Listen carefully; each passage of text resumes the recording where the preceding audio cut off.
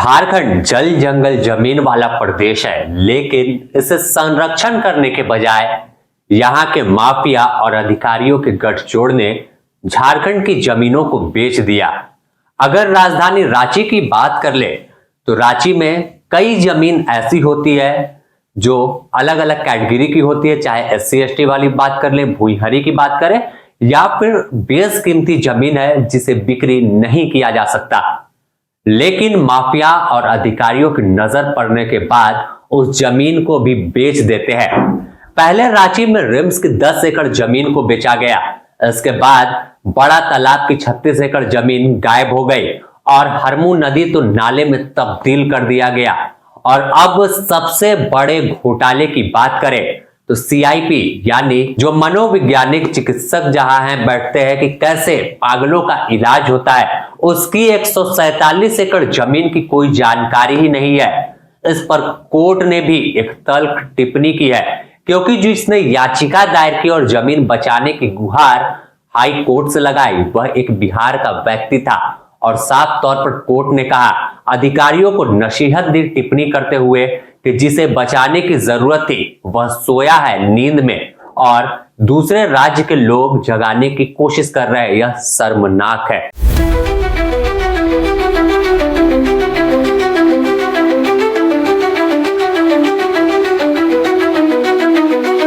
तो चलिए आज बात करेंगे कि आखिर सरकारी जमीन को माफिया और अधिकारियों के गठजोड़ से कैसे बेचा जाता है और क्या कहानी पूरे जमीन माफिया का रांची में चलता है।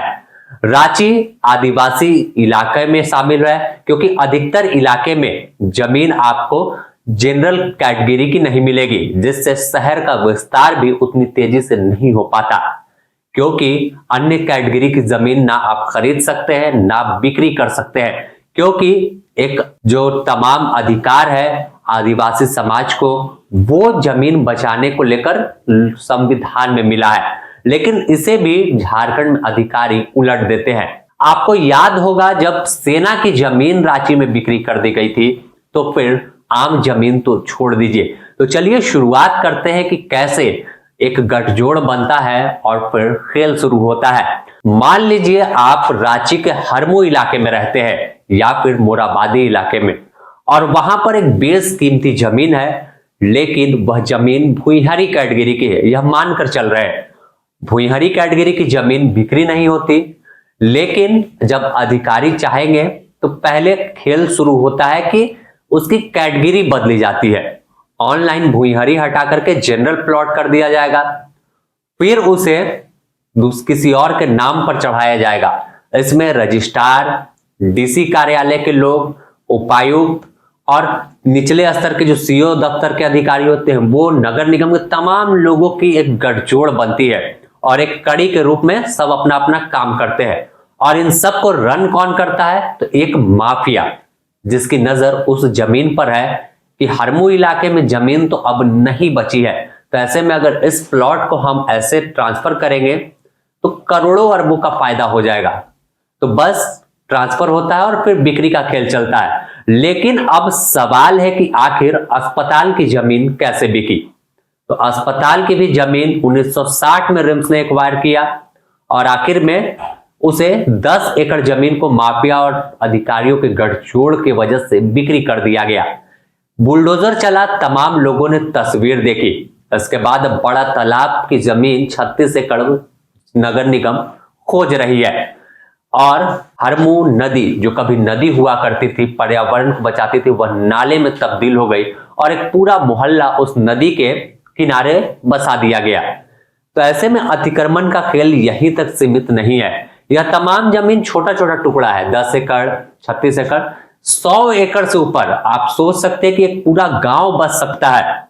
और ऋण पास की यानी सीआईपी की 100 एकड़ जमीन को कब्जा कर लिया गया है, अतिक्रमण कर लिया गया है। इस मामले में बीते कुछ दिन पहले झारखंड हाईकोर्ट में एक याचिका पर सुनवाई हुई, जिसमें कोर्ट ने सरकार से जवाब मांगा है कि आखिर जमीन कहां जाती है, कौन जमीन माफिया है जो इस तरह से खेल खेलता है और अधिकारी नींद में क्यों सोए रहते हैं।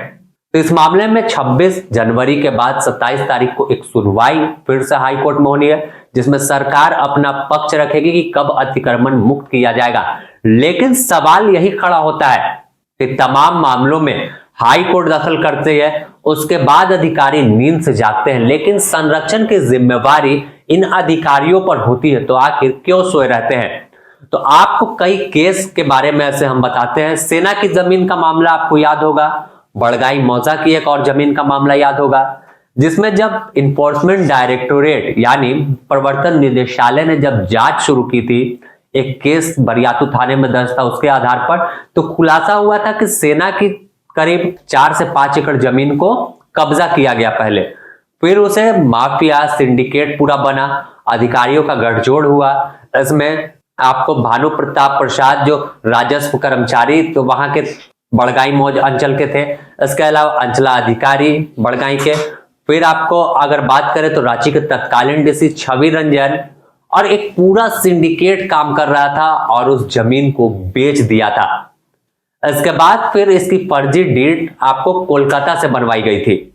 तो देखिए कैसे रांची से कोलकाता तक एक कड़ी काम कर रही थी और खुलासा हुआ था, हजारों जमीन के दस्तावेज बरामद हुए थे, जिसके बाद से यह सवाल खड़ा हुआ था कि आखिर कैसे माफिया और अधिकारी झारखंड को बेच रहे हैं, झारखंड के उन जमीनों को बेच रहे हैं। तो यह केस बताने के लिए काफी था, समझाने के लिए काफी था। इसके बाद अब हम फिर वापस लौटते हैं। रिम्स की 10 एकड़ जमीन, आपको बड़ा तालाब की 36 एकड़ जमीन, हरमू नदी, सुखदेव नगर इलाका या फिर धुरवा इलाके की बात करें, और अब सीआईपी की 147 एकड़ जमीन। तो जब ये इन पर बुलडोजर चलेगा तो कई घर भी जमींदोज हो जाएंगे। और कसूर किसका था? माफिया का, अधिकारी का, जिन्होंने बेचा था। और उन गरीबों का कसूर क्या था कि उन्होंने बिना जांचे परखे रजिस्ट्री कराकर खरीद लिया।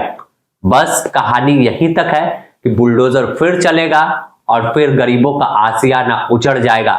उन्होंने जिंदगी भर की पाई पाई जुगाड़ करके एक आशियाना बनाया था, सपनों का आशियाना था, लेकिन आने वाले दिनों में सिर्फ मिट्टी का धूल बचेगा, मलबे बचेंगे और कई यादें उसी जमीन में जमींदोज हो जाएंगी। फिर आंदोलन होगा, अधिकारी आश्वासन देंगे कि जांच होगी, लेकिन जांच कहां तक पहुंचती है यह बड़ा सवाल रहता है कि जांच करने का जिम्मा जिनके ऊपर रहता है उन्हीं की कहीं से घूम फिर कर संलिप्तता उस जमीन के खेल में शामिल होती है।